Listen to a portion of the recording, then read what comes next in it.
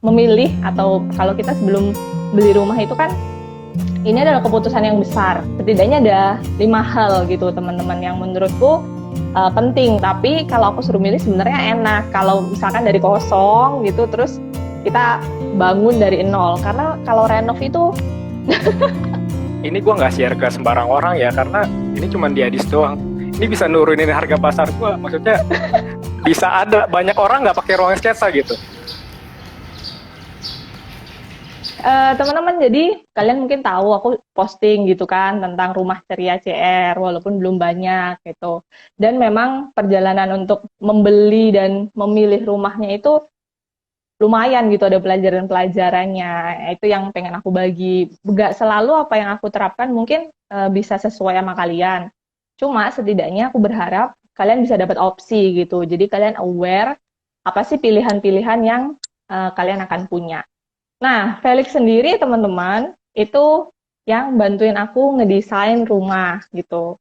Sebenarnya rumahnya juga nggak yang gede-gede atau yang wow gimana, tapi aku memilih untuk menyarankan Rian menemui Felix dan berkonsultasi supaya waktu kami renov itu benar-benar ready, benar-benar punya plan ruangannya sebesar apa dan lain-lain. Kalau dalam memilih atau kalau kita sebelum beli rumah itu kan ini adalah keputusan yang besar. Setidaknya ada 5 hal gitu teman-teman yang menurutku penting untuk kita pikirkan baik-baik dulu sebelum akhirnya kita membeli rumah dan memutuskan membeli rumah seperti apa dan di mana gitu. Jadi aku share gitu ya. Pertama itu perkara mindset atau tujuan gitu. Karena kalau teman-teman tahu ada orang yang menganggap rumah itu kan investasi gitu. Padahal sebenarnya kalimat ini tuh benar dan salah. Benar karena memang nilai rumah itu akan selalu lebih tinggi kenaikannya dibandingkan kenaikan inflasi gitu, tingkat inflasi. Jadi memang menguntungkan. Tetapi kalimat itu kurang tepat karena sebenarnya yang disebut rumah investasi itu adalah rumah kedua, ketiga, dan seterusnya. Bukan rumah pertama yang kita tinggali gitu. Kalau kita tinggali udah ada beberapa akun finansial yang aku ikuti udah mulai educate orang tentang hal ini karena agen properti itu biasanya cuma jualan rumah dengan embel-embel ini buat investasi. Padahal kalau rumah pertama sebenarnya itu tujuannya lebih ke uh, aset konsumsi karena kita akan memakainya gitu kan. Itu yang harus dipikirkan. Kalau teman-teman emang tujuannya untuk investasi, saranku itu teman-teman cari tanah di daerah yang memang menjanjikan gitu daripada teman-teman ada nih case bukan temanku aku lihat di Joska kalau nggak salah ada yang dia punya rumah gitu di satu daerah tapi dia ngekos di di kota lain yang artinya pengeluarannya dia itu double gitu pengeluaran antara dia ngekos atau kontrak sama pengeluaran nyicilan jadi kan menurutku agak sayang dan belum lagi kalau rumah itu nggak ditinggalin, sebenarnya maintenance-nya lebih banyak. Dan itu nggak jauh-jauh aku lihatnya.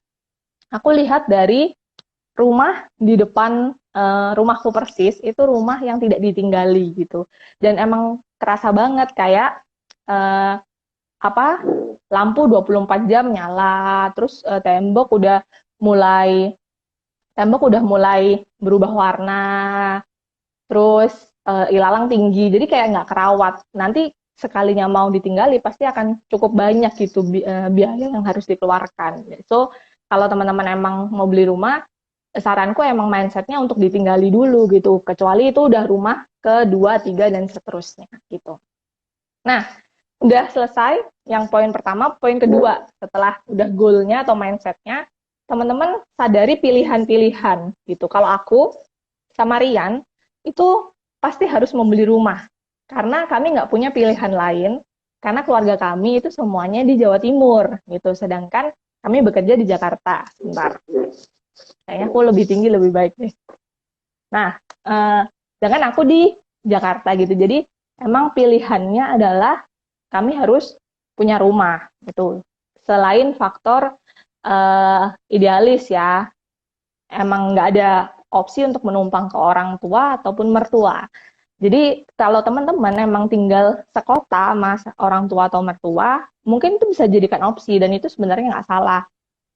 mungkin selama teman-teman numpang dulu di orang tua atau mertua, teman-teman sambil bisa banyakin tabungan dan akhirnya nanti beli rumahnya juga bisa cash misalkan atau DP-nya dibesarin gitu. Jadi strategi-strategi pilihan itu yang perlu disadari. Jangan sampai kita itu beli rumah ya memang keburu-buru hanya karena pengen keren dan hanya karena pengen ngerasa itu yang sesuai zaman gitu, bahwa itu indikator kesuksesan. Enggak juga gitu, karena mungkin aja kalau kita tahan diri dulu ada opsi yang lebih baik. Aku punya temen yang emang mereka pilih tinggal sama mertua dulu gitu, mertuanya dulu, dan sambil nabung. Jadi benar-benar tabungannya dibanyakin sampai akhirnya waktu beli rumah, walaupun nggak cash akhirnya, tapi DP-nya bisa besar. Jadi kayak eh, maksimal gitu. Terus ada juga opsi kontrak atau opsi apartemen, nggak harus rumah gitu. Karena kan apalagi di kota besar, di Jakarta, Surabaya, opsi apartemen juga lumayan gitu. Kalau rumah dirasa terlalu memberatkan, itu juga bisa jadi opsi. Aku recap ya karena kepotong-potong. Pertama, goal dan mindset-nya dulu gitu, bahwa rumah pertama kita adalah untuk tempat tinggal, untuk aset sebagai aset konsumsi. Investasi itu imbasnya aja, karena memang secara ekonomi nilai rumah akan terus naik gitu, tapi jangan dijadikan goal utama. Yang kedua, sadari pilihan-pilihan. Kalau memang ada pilihan untuk menunda dulu punya rumah, tapi lebih maksimal karena tabungannya bisa lebih ngumpul, atau lagi mempersiapkan pernikahan misalkan, atau mungkin teman-teman lebih merasa butuh beli mobil dulu gitu. Karena aku punya banyak, kalau ini case-nya banyak sekali orang yang punya mobil dulu, dan menurutku itu nggak masalah karena ada beberapa pekerjaan yang mungkin kamu akan terdukung, tersupport dengan kamu punya mobil dulu gitu. Jadi sesuaikan dengan kapasitas dan prioritas masing-masing. Nih, Felix mengirimkanku gambar-gambar kamarnya. Kamarnya Felix tuh seru banget teman-teman, karena kayak segala sisi itu bisa dipakai. Jadi aku pengen dia juga share gitu. Menarik sih karena dia emang desain interior. Jadi rumahnya dia adalah portofolio terbaiknya gitu. Ketiga, sekarang kita bahas ke kemampuan finansial gitu teman-teman. Nah ini menarik gitu finansial. Ini menarik gitu finansial. Sebenarnya kalau kita mau beli rumah kan kemampuan keuangan kita itu akan mempengaruhi beberapa faktor, beberapa hal. Hal pertama adalah besaran rumahnya gitu. Hal yang kedua adalah tipe rumahnya. Kalau teman-teman cari tipe yang cluster di perumahan yang keren, yang instagramable gitu, pasti akan lebih mahal. Tapi kalau teman-teman rela di gang-gang, pasti lebih murah gitu. Jadi budget kita atau kapasitas keuangan kita akan mempengaruhi kita bisa punya pilihan rumah di mana aja gitu. Dan seperti apa dan sebesar apa. Itu yang penting. Nah, ada juga temanku yang akhirnya, jadi aku belajar dari teman-temanku juga gitu ya. Ada juga temanku yang akhirnya membeli rumah itu memang dengan pinjam uang orang tuanya supaya bisa sekali beli rumah itu langsung yang bagus gitu. Udah nggak perlu pindah-pindah atau pikirin macam-macam renov dan apa. Itu juga bisa jadi strategi. So, buka diri kita dengan sebanyak-banyaknya strategi, terutama kalau keluarga kita cukup mampu gitu. Itu sangat memudahkan kita dan membuat kita akhirnya punya opsi lebih banyak gitu. Kalau ternyata memang belum mumpuni, balik lagi ke nomor 2, mungkin join sama orang tua dulu atau apartemen dulu bisa dipikirkan gitu. Terus berhubungan dengan finansial, kita akan ngomongin cicilan. Jadi gini teman-teman, kan kalau kita nyicil itu sebenarnya kita sedang menguntungkan bank gitu ya pada dasarnya. Semakin lama kita mencicil sebenarnya semakin lama juga uang yang kita kasih ke bank. Makanya ada tipe-tipe seperti aku dan Rian. Kami berusaha itu mencicil tuh segera mungkin selesai. Walaupun nggak gampang juga gitu. Tapi itu lumayan mengentengkan. Jadi dengan kasih DP besar terus diselesaikan cepat, itu lumayan meringankan kita gitu. Akhirnya setiap bulan itu uang bisa full dikumpulin gitu, nggak kepotong lagi. Atau yang paling gampang sih nilai rumahnya jadi nggak nambah plus-plus karena biaya cicilan. Menurutku ini tuh sangat bisa dipertimbangkan gitu teman-teman. Jangan jangan anggap bahwa mencicil panjang itu satu-satunya opsi gitu. Atur sedemikian, bikin simulasi kalau perlu sama orang yang ngerti gimana caranya membeli rumah dengan kemampuan sendiri gitu ya, sesuai pilihan yang emang kayak kapasitas kita. Tapi pengaturan pembayarannya pun itu membuat kita semakin untung gitu. Semakin tabungannya semakin utuh untuk mau putar duit investasi saham, reksadana itu ada. Dan jangan lupa yang selalu dibilang sama Joska, perlu ada dana darurat gitu. Jadi hal-hal seperti itu yang perlu kita pertimbangkan gitu. Kalau misalkan teman-teman emang ngerasa kapasitasnya nggak terlalu tinggi sama kayak aku dan Rian, setelah teman-teman beli itu teman-teman nggak harus langsung renov gitu. Ada teman-temanku juga yang dia renov tuh baru 2 tahun, 3 tahun setelahnya. Itu juga bisa jadi opsi gitu. Tapi dia emang berusaha untuk kelarin cicilan, benar-benar cepat di awal saat udah boleh untuk lunasin gitu. Baru direnov pelan-pelan. Baru isi perabot. Itu pun bisa jadi strategi gitu. Jadi jangan berpikir bahwa punya rumah harus langsung bagus, harus langsung apa. Bahkan sampai hari ini pun masih banyak sudut di rumahku itu yang masih kosong gitu, yang belum benar-benar siap, kayak di tembok aja belum ada apa-apa gitu. Kalau yang mau kado wall art aku, figura aku boleh. Nah, jadi emang masih banyak banget hal yang belum kelar tentang rumah. Tapi nggak masalah juga selama emang udah bisa ditinggalin gitu kan, nggak harus yang cantik-cantik gimana atau mewah atau gimana. Nah, ini nih, Felix. Oke. Oke. Ya. Ini gimana nih? Aku kelarin dulu atau kamu mau kenalan dulu? Udah sampai mana nih? Oh, Aku udah. kenalan dulu. Iya, kenalan dulu deh. Silakan Felix, kenalin diri. Aku mau minum juga. Kenalin diri dan share dong kenapa kamu kepikiran untuk bahas ini sama aku. Apa harapanmu buat yang nonton gitu. Silakan. Minum dulu. Oke, halo semua. Perkenalkan nama. Oh iya, sebelumnya kita kan ngomongnya pakai aku kamu ya. Ya, kamu gue lo juga nggak apa-apa kok. Aku pakai gue lu. Adis Aku pakai kamu. aku kamu. Oke. Perkenalkan nama gue Felix. Gue interior designer. Yang gue founder dari Ruang Sketsa dan sekaligus kreatif director dari Ruang Sketsa. Nah, gue sendiri punya dikaruniai satu orang istri dan dikaruniai satu orang istri dan satu rumah gitu. Kayak kita nggak beda-beda jauh sih. Gue sama Adis nggak beda-beda jauh. Nikahnya sama-sama tahun kemarin ya di beberapa bulan doang. Gitu. Jadi ketika kita ada bincang-bincang sedikit tentang rumah, kok kayaknya menarik kalau kita share tentang rumah gitu kan. Kita berdua sama-sama berisik nih, pengen banget menginspirasi orang. Jadi kenapa enggak, apalagi kalau ngobrol sama Adis kan pengetahuannya luas banget gitu. Kayak enggak lah, ya udah kita ngobrol-ngobrol aja gitu. Toh generasi kita juga sama gitu kan. Oke, gitu Dis, udah sampai mana? Oke. Tadi aku lagi bahas pertimbangan.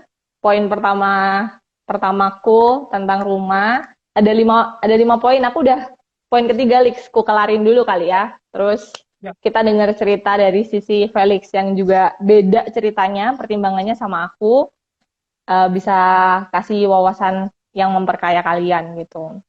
Tadi ke finansial gitu ya. Aku nggak tahu kalau Felix strateginya nanti mungkin bisa di-share. Kalau aku sama Marian emang kami tuh tipe yang nggak mau banyak-banyak kasih ke bank gitu.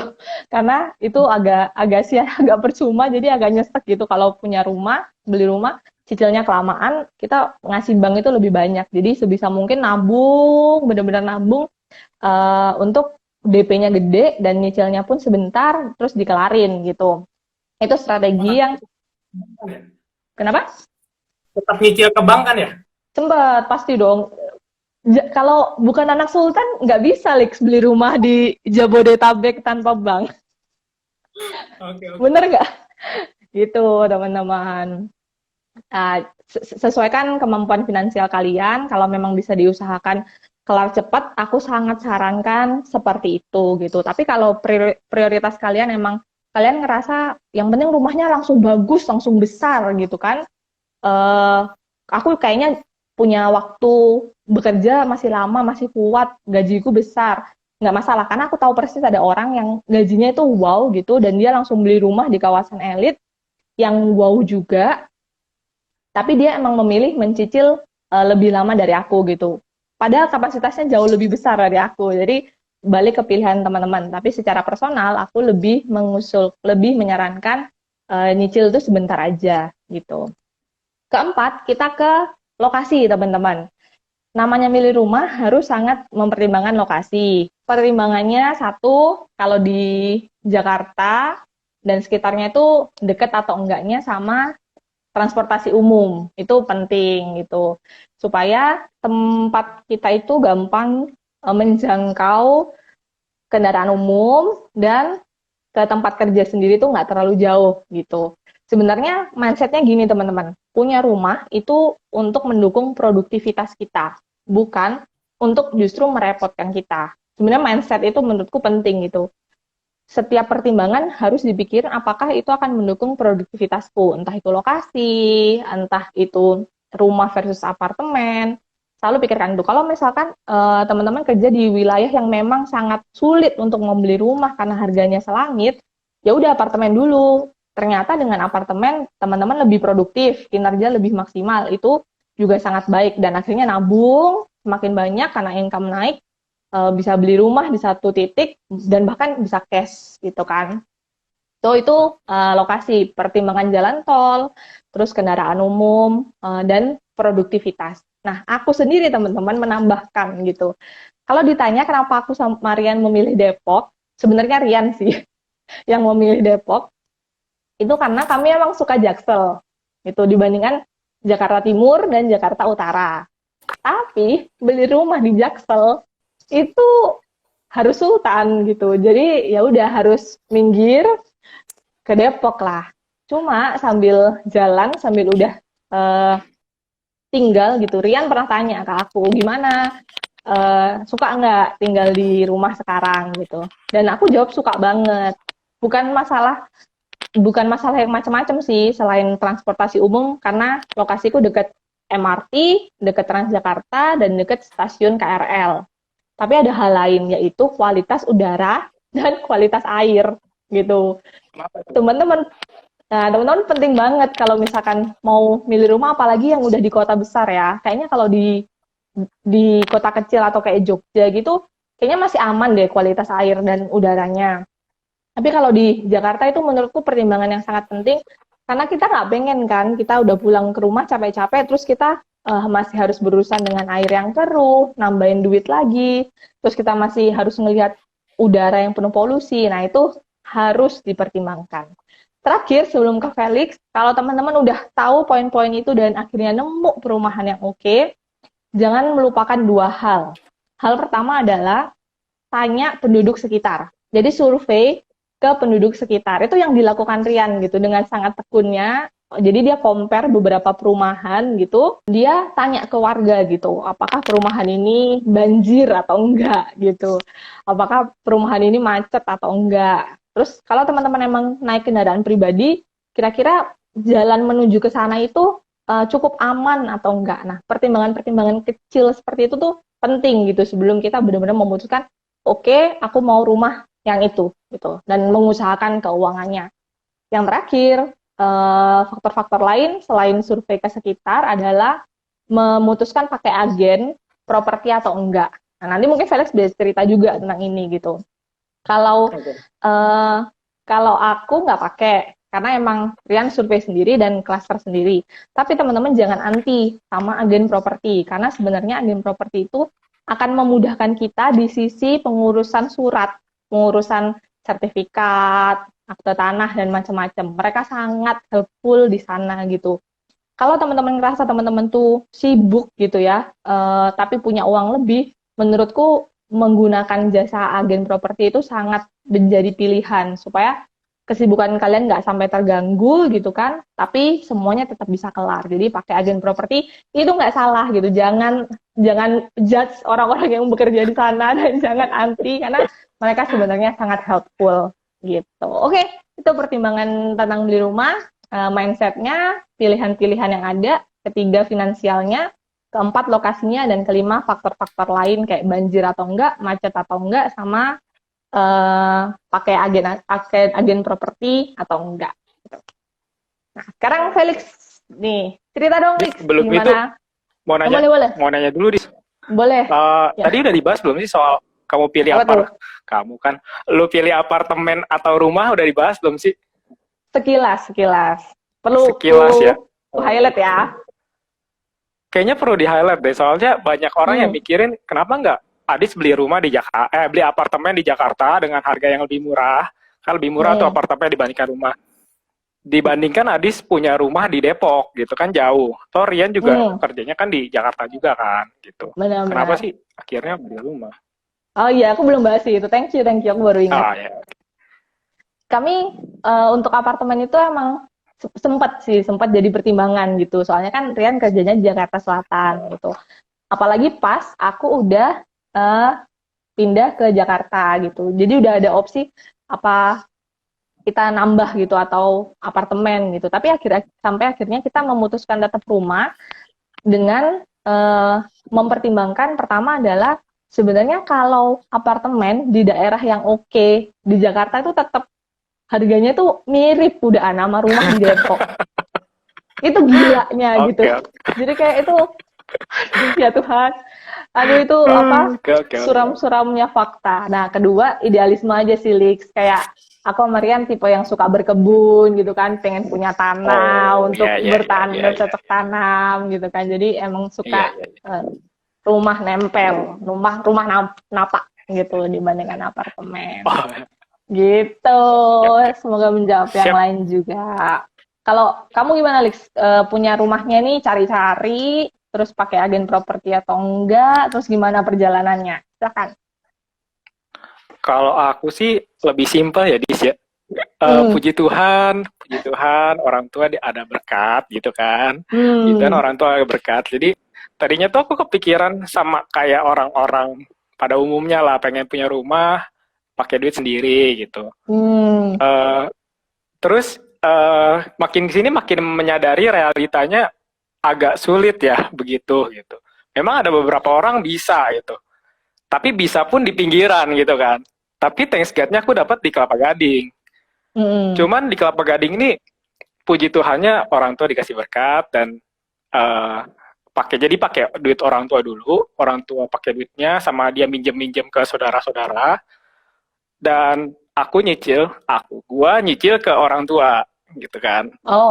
Jadi gue nyicil ke orang tua nyicil ke saudara-saudara juga gitu. Jadi lebih nggak ngasih ke bank sih kalau aku. Kalau gue. Wow.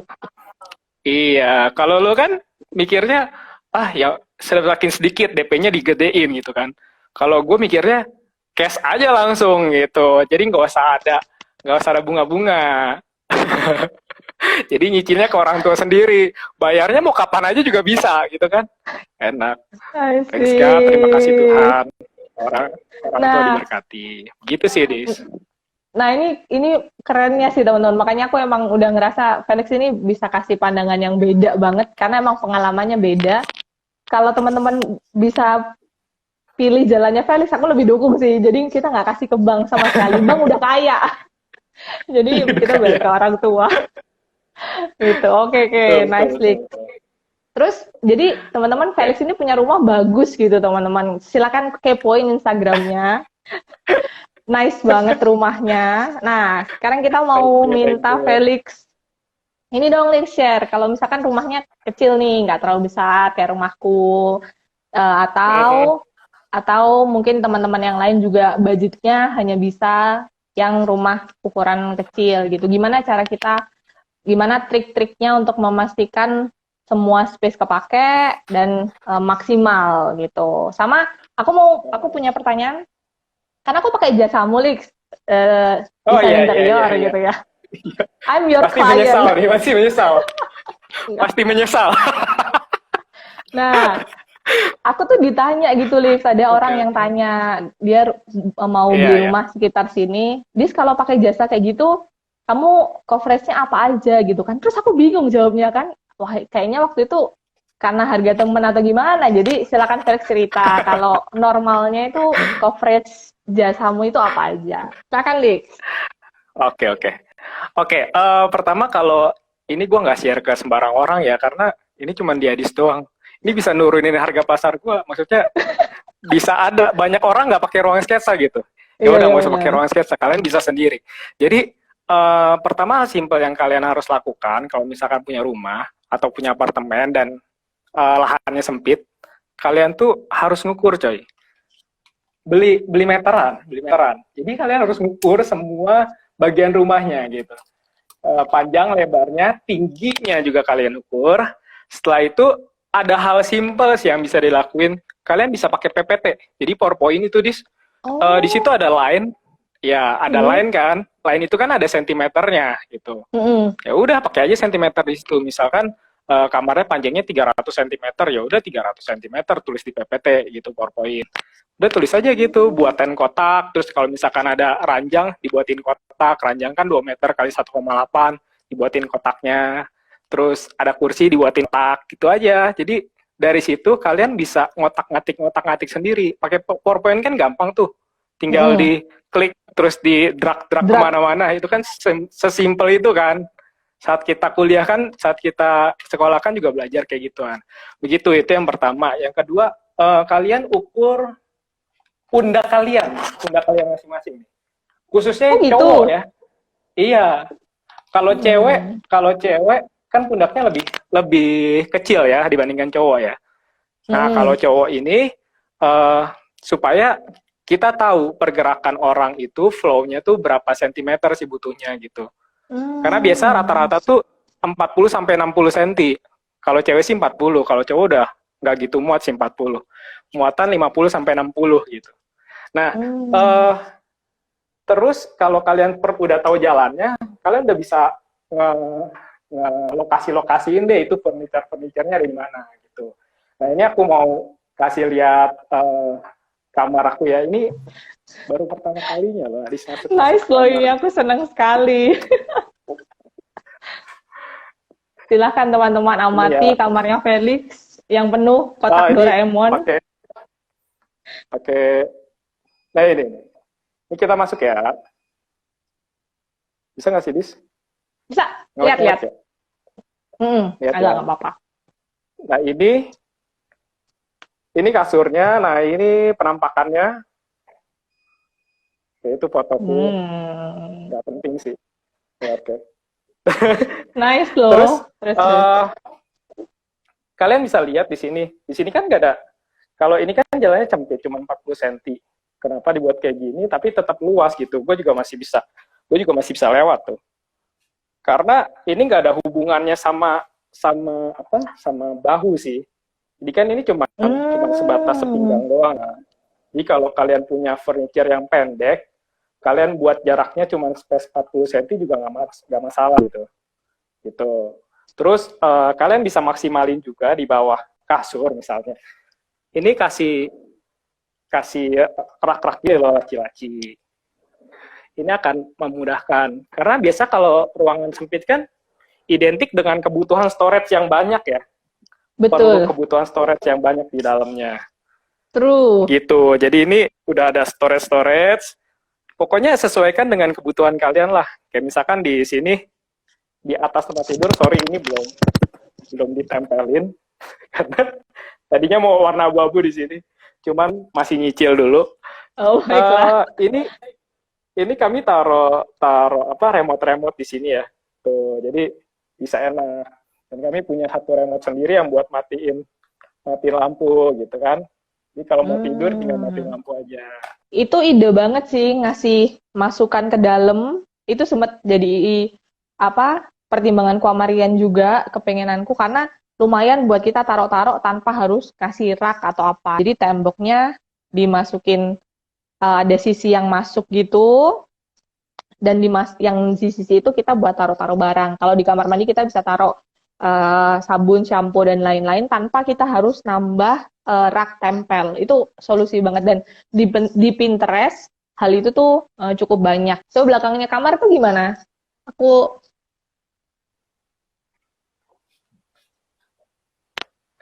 Ini belakangnya. oke. Jadi dia kayak lemari gitu. Wow. Jadi kita headboardnya tuh pakai belakang lemari ini sebenarnya. Oh. Nah ini jalan aja 65 cm. Hmm. Kalau dari interior design sendiri itu dia basicnya tuh 70 sampai 80 cm kalau buat orang jalan gitu. Cuman kalau gua kan menyadari kapasitas tubuh gua kan kecil, sama si istri gua si Angel kan juga kecil kapasitas tubuhnya.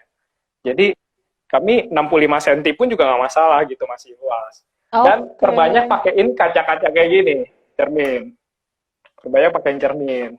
Jadi buat kamar tuh juga berasa luas gitu. Iya, benar-benar. Iya. Wow, Nah, nice ini Lex. lemarinya kayak gini. Kayak walking Yang pas closet. kita bisa juga taruh koper-koper. Jadi di coverage untuk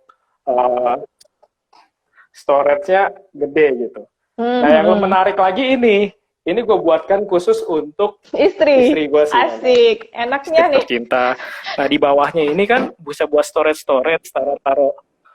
taruh barangnya istri. Terus ini kan meja, dia juga bisa pakai buat rias gitu. Gimana tuh? Dia bisa pakai buat rias juga. Ajaib. Nah, ini meja riasnya dia. Oke. Dengan cermin.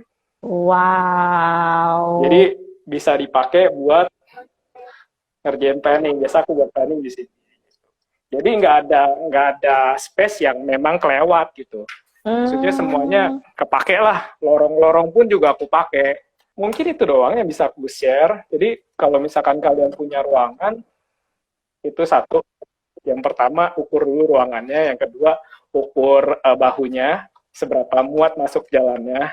Terus buat di PowerPoint, ukuran, misalkan kalian bisa ke Informa atau ke IKEA atau ke tempat-tempat lain, biasa kan ada ukuran-ukurannya tuh. Kalian catat kalau misalkan sana. Udah suka barangnya, catat, terus tinggal ditaruh aja di PowerPoint-nya, terus tinggal di otak-atik lah di PowerPoint-nya gitu. Untuk coverage desainnya, jadi ada dua jasa konsultan sama jasa interior design. Jadi konsultan interior sama interior design. Konsultan interior ini cuman membantu kalian untuk menempatkan furniture di denah ruangan yang tepat gitu. Biasanya dari kami suggest juga bahan-bahannya pakainya apa, belinya di mana, terus harganya berapa juga kami jabarin gitu. Misalkan beli deko rumah, barangnya apa, warnanya apa, kita bisa pilihin yang cocok-cocok sesuai dengan keinginannya. Misalkan minimalis, industrial, atau mau seperti apa. Gitu, disesuaikan dengan budget juga. Ini untuk yang konsultan. Cuman kalau misalkan kalian butuh yang lebih, punya uang lebih dan pengen lihat 3D-nya, ini pakai jasa interior. Jadi yang dibuat ada view 3D-nya, dari yang nggak ada nih ruangannya cuma kosong, jadi bisa kelihatan. Adis yang buat kayak gitu, dia diperlihatkan 3D-nya seperti apa, sama ada gambar kerja. Kemarin kan Adis di awal pengen bilangnya custom tuh lemari. Jadi kami buatin lemarinya, gambar kerjanya, untuk dikasih ke tukang. Siapapun tukangnya bisa ngerjain itu. Gitu. Udah itu aja sih. Dia ada gambar kerja, gambar plumbingnya, gambar listrik, stop kontak, saklar, dan lain-lain itu ada di sana.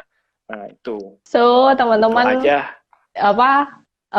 ini bukan lagi endorse Ruang Sketsa, tapi emang lumayan membantu gitu. Kalau kalian males desain sendiri atau nggak ada yang sempat atau nggak ada yang bisa gitu, boleh pertimbangin. Tapi aku punya 2 pertanyaan, Lex. Pertama, ukuran kamar yang ideal untuk gampang ditaro-taro atau ukuran kamarmu sendiri berapa? Sama aku penasaran lantai kayu, Lex. Itu. Katanya lantai kayu itu detailnya bikin susah dan macam-macam. Nah, boleh di-share kan lagi trending tuh tentang lantai kayu. Silakan.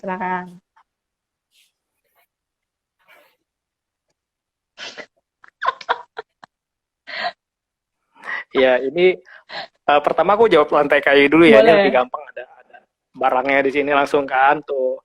Ini lantainya ada alur-alurnya gitu, namanya vinil. Namanya vinil. Jadi ada dua hal, vinil sama parket. Nah iya, aku sering denger yang better kedua kalau tuh. aku saranin sih pakai vinil. Vinil ini ngerusak lantai karena harus dilem kan di lantainya. Gitu. Cuma nyaman sih. Ini aku pakai juga nggak masalah, perawatannya juga gampang. Kayak dipel biasa aja, disapu biasa aja gitu. Oke. Nggak masalah, nyaman. Mau rebahan, mau tiduran di sini juga nyaman gitu. Noted, Lex. Meskipun ada alur-alurnya, dia nggak sekasar itu kok. Gitu. Itu untuk lantai kayu. Terus untuk kamar yang ideal tuh sebenarnya kalau bisa 3x3 meter ya. 3x3. Karena panjang kasur sendiri itu kan 2 meter kali 1,8. Jadi ibaratnya kalau 3x3 itu ada space untuk kita jalan-jalan lah. Dan ada space juga untuk taruh lemari gitu. Kalau ruangan aku ini 4x3,5. Oke. Ruangan sampai ini doang ya, sampai tembok gitu. Dari sini doang ya. Nggak sampai si meja rias itu ya. Oh gitu. Misalkan kayak begitu kan, ini bisa ditaruh meja riasnya di bagian sini. Gitu. Kalau misalkan ruangannya nggak sampai pojok ya, meja rias bisa ditaruh sini. Jadi dia di sebelah lemari tempatnya. Gitu. Oke, nice gitu banget. Sih. Bisa jadi tips buat teman-teman. Bisa aku jawabin. Ada pertanyaan masuk tuh, Dis. Buat Adis nih, lebih bijak mana beli tanah untuk kemudian dibangun sesuai pengennya kita atau cari yang langsung jadi dan renov setelahnya? Oke. Ada pertanyaan buat kamu tuh, parkit lem juga lem ke lantai kan? Dan kadang-kadang lemnya suka keangkat ya kalau sering dipel. Ntar jawab ya, Lik. Sip. Oke, aku jawab yang Gusti Putra ya. Salam kenal. Aku nggak tahu siapa nih. Jadi lebih bijak mana?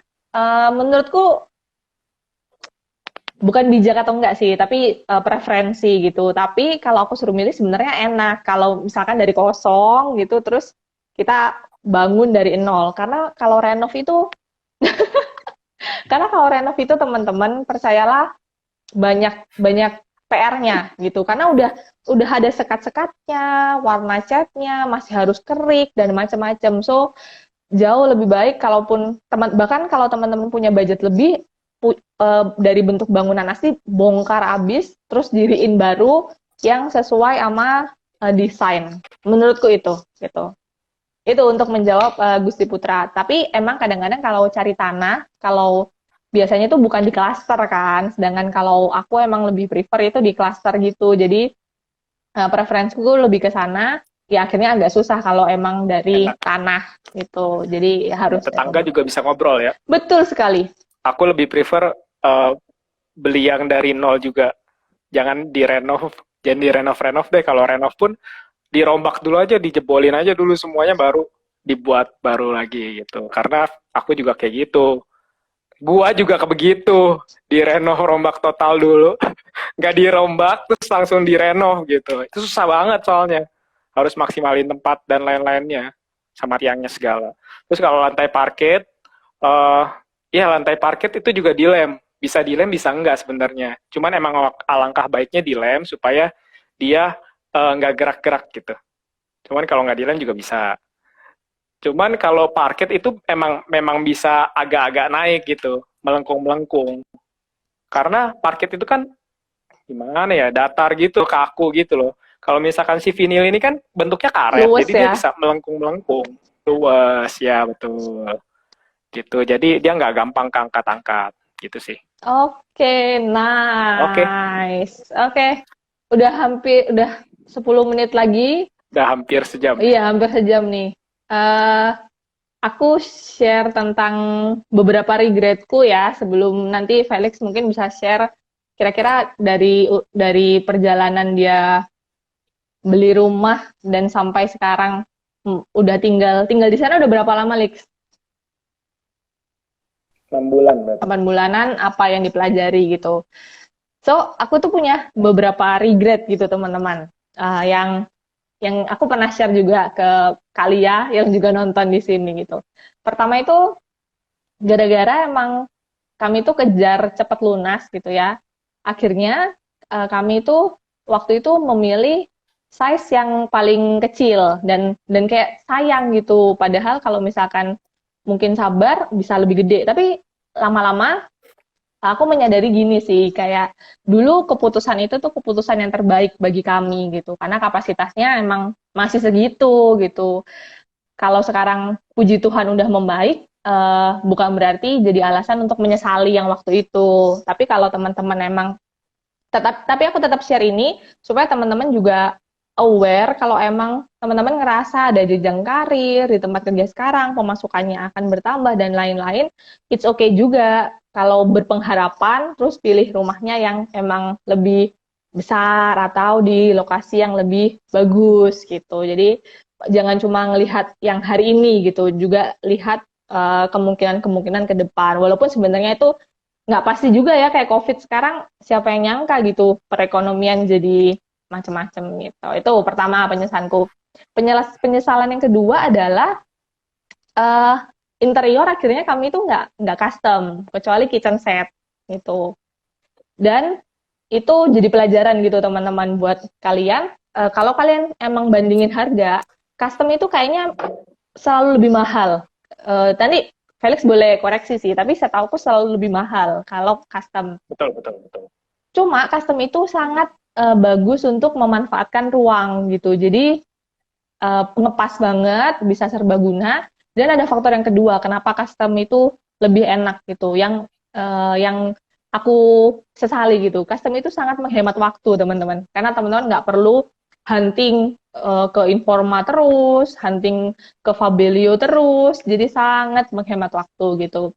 Teman-teman bisa manfaatkan waktu kalian untuk dekor-dekor yang lain misalnya, atau untuk nambah pekerjaan atau apapun lah gitu. Jadi jangan lupa mata uang hidup kita itu nggak cuma rupiah gitu. Mata uang hidup kita itu juga adalah waktu dan energi. Itu perlu dipertimbangkan. Nah, yang ketiga penyesalanku adalah yang semoga tidak diulangi. Jadi gini ceritanya. Waktu kami mulai renov rumah, ayahnya Rian itu kan bantu ngawasin. Nah, udah ditawarin nih aku sama Rian, ini gimana, mau ditingkat nggak gitu. Jadi langsung 2 lantai atau enggak gitu. Apalagi kan habis nikah, udah tanggungan udah selesai gitu kan. Akhirnya aku tuh bilang nggak mau, aku nggak mau ditingkat, aku nggak mau 2 lantai. Sesimpel karena kalau ditingkat artinya selama masa renov kan harus bongkar total. Artinya kami tuh harus kontrak gitu, harus kontrak di rumah lain atau sewa apartemen dulu beberapa bulan, dan aku nggak mau itu. Akhirnya rumahnya nggak ditingkat. Tapi sekarang ngobrol sama Rian gitu, suamiku, kadang-kadang kami kayak mikir, kenapa ya nggak sekalian ditingkat aja? Karena teman-teman, renov itu sangat capek gitu. Jadi pasti Felix setuju deh. Renov itu sangat melelahkan teman-teman. Apalagi Setuju.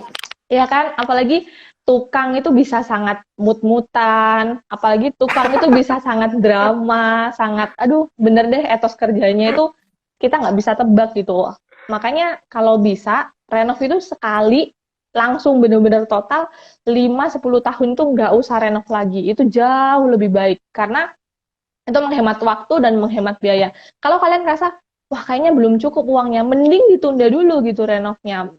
Sabar dulu, tahan-tahan dulu, nggak usah beli perabot yang terlalu banyak. Nanti kalau uangnya udah ngumpul, langsung renov itu full dan bisa maksimal gitu. Ini ada yang komen nih, untung kemarin gue renov dapat kontrakan sebelah rumah. Itu ideal. Bagus. Ini bagus. Gitu teman-teman. So regretku 3 hal itu. Semoga teman-teman bisa mempelajarinya dan nggak sampai merasakan penyesalan yang sama gitu. Oke. Itu rasanya yang aku mau share. Yang jelas punya rumah itu petualangan iman gitu. So harus kompak sama pasangan atau sama keluarga, dan selalu ingat-ingat kapasitas kita itu. Sekarang dari Felix, kira-kira apa pelajaran yang kamu pelajari dan closing dari live ini sebelum terpotong sendiri? Kayaknya terpotong sendiri bentar lagi. Enggak, coba deh. Iya, kalau bangun rumah, renovnya jangan renovnya langsung hancurin aja dulu, jangan direnov dari yang jadi, karena itu pengalaman gua kesannya, aduh kenapa gua nggak hancurin nih, karena toh waktunya juga sama-sama aja, biayanya juga hampir-hampir sama gitu.